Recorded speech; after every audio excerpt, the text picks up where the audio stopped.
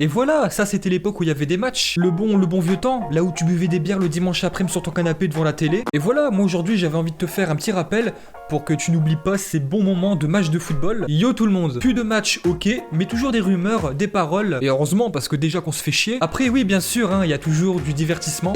Je suis obligé de t'éteindre. Et la première rumeur que j'ai envie de parler avec vous aujourd'hui, eh bien c'est la piste de Kurzawa au Barça. Oui, je suis sérieux, je déconne pas. Le Français à Paris est en fin de contrat qui expire en juin. Il a une valeur marchande de 15 millions d'euros, mais qui pourrait bien sûr arriver gratuitement. Alors Kurzawa, même si c'est un bon footballeur, je dis pas le contraire, je suis pas forcément fan. On va pas se mentir, à son poste, il y a quand même beaucoup mieux. Ça c'est quand même assez clair. Mais aujourd'hui, la question que je me pose, Kurzawa au Barça, est-ce que ça serait vraiment une si mauvaise idée? Alors attention, je dis pas que je suis forcément pour, mais aujourd'hui mon avis est assez mitigé parce que c'est un joueur assez expérimenté, il a 27 ans et surtout il est libre et dans la crise économique que connaît le monde aujourd'hui avec ce connard virus, je trouve que c'est quand même un facteur assez important. Mais surtout, et ça faut quand même pas l'oublier, c'est un arrière qui est très offensif. On n'arrête pas de reprocher à Semedo, Firpo et même Roberto de pas assez déborder, de ne pas être assez dangereux. Après Kurzawa niveau défense, c'est pas le top, mais niveau offensif, et ça faut quand même se l'avouer, Kurzawa c'est quand même une bonne solution, même si c'est pas la grande solution que tout le monde attend. Mais ça peut être une bonne chose. Et ça, je vais quand même insister là-dessus. Je dis surtout pas que c'est la grande solution. Je dis que ça peut être une solution. Après, bien sûr, on va pas se leurrer. Jordi Alba, si Kurzawa vient, ça sera quand même Jordi Alba qui serait titulaire. Pour moi, c'est logique. Donc voilà, moi, Kurzawa au Barça, si c'est une solution de rechange, s'il est là pour être remplaçant, faire souffler Jordi Alba de temps en temps, moi je dis pourquoi pas. Et ça, même pour lui, ça pourrait être pas mal. À part la France, il a rien connu. Il est international français, il a joué à Monaco et Paris. Donc voilà, ça pourrait être aussi une bonne chose pour lui. Et Kurzawa, je sais pas en fait. Je le sens capable de surmonter ça, d'élever son niveau de jeu. Je pense qu'il a le mental. Et récemment, t'as des joueurs qui sont venus au Barça qui étaient quand même assez bons. Je pense à Coutinho, à Gomes, qui n'ont pas su surmonter le poids du maillot. Mais je sais pas, Kurzawa, je le sens pas comme ça. Après, bien sûr, c'est une question de mental, sinon comment tu pourrais expliquer que Brett White a fait mieux sur les derniers matchs que Griezmann, alors que niveau pur football, Griezmann il est quand même 3 fois meilleur. Braith Waite, ses premiers matchs avec le Barça, il a très bien commencé, alors il a pas marqué, mais il aurait pu. Dans sa tête, il était convaincu qu'il pouvait le faire, et on a vu le résultat, il a quand même offert 2 passes décisives pour son premier match.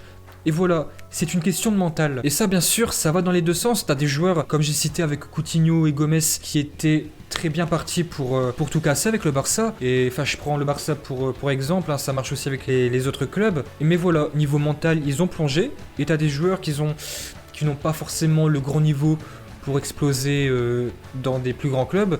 Mais grâce au mental, ils peuvent faire des grandes choses. Et voilà, moi je pense que Kurzawa, il a le mental pour réaliser ça en fait. Et niveau offensif, il est très important. Je rappelle qu'à la base, c'est un attaquant qui a été redirigé vers la défense. Et ça se voit, il est toujours porté vers l'attaque. Et puis voilà, avec tous ces éléments que je viens de citer, si la défense du Barça est solide et que c'est quand même Jordi Alba qui est titulaire, pour moi, Kurzawa au Barça est une bonne solution. Et ça, bien sûr, même si je suis conscient qu'il y a mieux à faire. Suivant. Alors maintenant, Sancho à United. L'Anglais a des petits soucis avec son club, Dortmund. Je rappelle que l'hiver dernier, il était pas très loin de partir, et ça malgré qu'il réalisait une bonne saison. Et là, petite déclaration du président, même avant l'épidémie du connard virus. Bon d'accord, ça c'est moi qui l'ai dit. Nous avions dit que nous préférions que Sancho reste avec nous. Vous devez toujours respecter la volonté du joueur. Je dis clairement que même les clubs les plus riches ne devraient pas penser qu'ils peuvent venir ici et faire des bonnes affaires. Nous n'avons pas à vendre qui que ce soit à un prix inférieur à sa valeur. Ah franchement Dortmund en affaire, c'est très fort. Non je dis ça parce que Dembélé il achète 2 € et un an plus tard ils vendent 300 millions, c'est super. Dortmund en affaire, en achat-revente, franchement c'est un grand club, comme un petit peu avant Porto ou même Monaco. Mais le petit Sancho il est formé au club et si on se fait à Transfer Market, il est le joueur le plus cher du club et sa valeur avoisine les 130 millions d'euros. Et pour 20 ans, voilà, moi je trouve qu'il fait quand même des choses très bonnes. Il a quand même des bonnes stats. Après, sincèrement, moi je pense vraiment qu'on oublie que quand tu es un joueur formé au club, et que tu montes en équipe première, tu as beaucoup de pression. C'est pas évident. Et son match aller contre Paris, franchement, il a fait l'amour à tout le monde. Bon, au match retour, c'était différent, hein. C'est pas vraiment lui, c'est toute l'équipe qui a coulé. Parce que Paris était très très fort. Ils étaient poussés vraiment dans une grande ambiance. Et comme je l'ai dit il y a 2 jours, Xavi aimerait Sancho au Barça. Parce qu'un joueur comme lui, avec toutes les qualités qu'il a, il peut faire du bien à toutes les équipes du monde. Mais la question que je me pose, est-ce que ça serait vraiment une bonne idée qu'il parte à Manchester ? Bah moi je pense que oui. Manchester United, même si c'est plus le grand monstre qu'on a pu connaître il y a quand même 6-7 ans, hein, je pense, quand Ferguson est parti. Et bien là pour la première fois, je sens une équipe mieux structurée, mieux équilibrée. Et ça dans les derniers matchs, on peut le voir, hein, je pense que ça fait 11 matchs qu'ils n'ont pas perdu. L'année 2020 commence vraiment très très bien pour eux. Et je sais pas, quand je les vois jouer maintenant, enfin quand je les voyais jouer, parce que là bah c'est plus possible.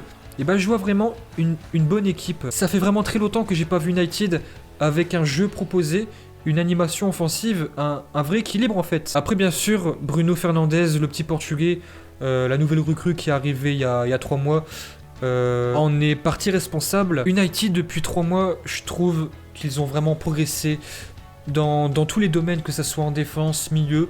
Et le milieu pourtant, Pogba n'est pas là.